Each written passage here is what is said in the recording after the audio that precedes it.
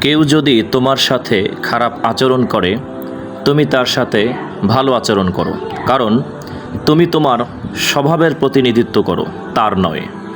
সবচেয়ে উত্তম মানুষ সে যার আখলাক চরিত্র সবচেয়ে সুন্দর। সহিহ বুখারী।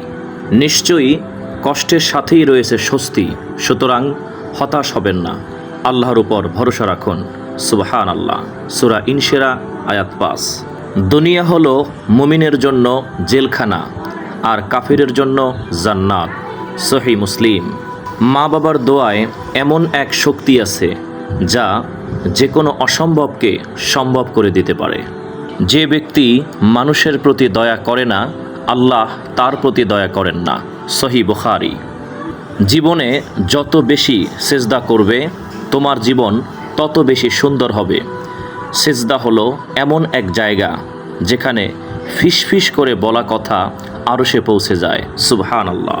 আল্লাহ কখনো কারো উপর তার সাধ্যের অতিরিক্ত বোঝা চাপিয়ে দেন না। সূরা বাকারা আয়াত 286।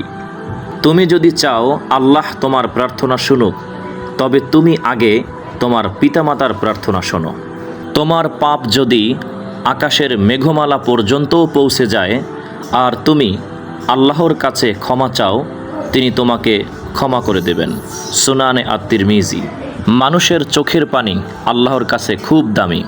কেউ আল্লাহর ভয়ে কাঁদলে আল্লাহ তার জীবন সব হিসাব নিকাশ সহজ করে দিবেন। সুবহানাল্লাহ।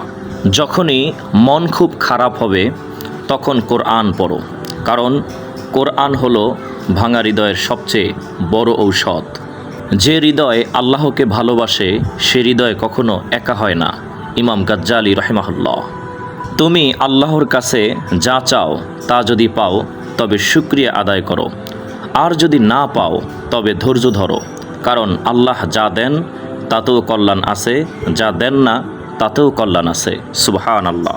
কেউ তোমার মন ভেঙে দিলে কষ্ট পেও না, কারণ ভাঙা মন নিয়েই আল্লাহর সবচেয়ে কাছাকাছি যাওয়া যায়। সকালের ঘুম মানুষকে দুনিয়া দেয়, আর ফজরের নামাজ মানুষকে দুনিয়া ও আখিরাত দুটোই দেয়। যে ব্যক্তি নিজের রাগ নিয়ন্ত্রণ করতে পারে, আল্লাহ তাআলা কিয়ামতের দিন তার হৃদয়কে সন্তুষ্টি দিয়ে ভরে দেবেন। সুবহানাল্লাহ। মৃত্যু এমন এক মেহমান যে আসার আগে কোনো নোটিশ দেয় না, তাই সবসময় প্রস্তুত থাকো। যাকে আল্লাহ হেদায়াত দান করেন তাকে পথভ্রষ্ট করার মতো কেউ নাই। সূরা আজ-জুমার আয়াত 37।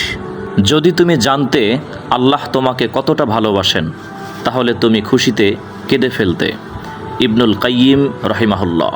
যে ব্যক্তি পবিত্র অবস্থায় ওযু করে ঘুমায়, একজন ফেরেশতা সারা রাত তার জন্য আল্লাহর কাছে ক্ষমা চাইতে থাকে। সুবহানাল্লাহ। মানুষের খারাপ কথাগুলো মনে রেখে নিজের মন নষ্ট করো না, কারণ মানুষের বিচার তো আল্লাহ করবেন।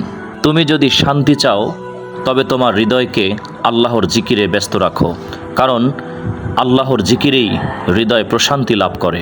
সূরা আর-রাদ আয়াত 28।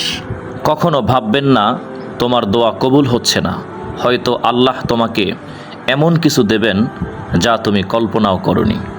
দুনিয়ার সবচেয়ে সুন্দর সম্পর্ক হলো আল্লাহর সাথে সম্পর্ক, যে সম্পর্কের কোনো বিচ্ছেদ। যে ব্যক্তি অন্যকে ক্ষমা করতে জানে, আল্লাহ তাকে সবচেয়ে বেশি ভালোবাসেন। যখন তুমি একা হয়ে যাও তখন ভেবো না তুমি একা। মনে রেখো আল্লাহ তোমাকে সবার থেকে আলাদা করেছেন শুধু তার সাথে একান্তে কথা বলার জন্য। সুবহানাল্লাহ। তোমার রব তোমাকে ছেড়ে যাননি এবং তোমার উপর অসন্তুষ্টও হননি। সুবহানাল্লাহ। সূরা দোহা আয়াত 3। আমার বান্দা আমার সম্পর্কে যেমন ধারণা করে আমি তার সাথে তেমনই আচরণ করি। সহিহ বুখারী। তোমার ভাগ্যে যা লেখা আছে তা 2 পাহাড়ের নিচ থেকেও তোমার কাছে আসবে, আর যা তোমার নয় তা 2 ঠোঁটের মাঝখান থেকেও ফসকে যাবে। আলী ইবনে আবি তালিব।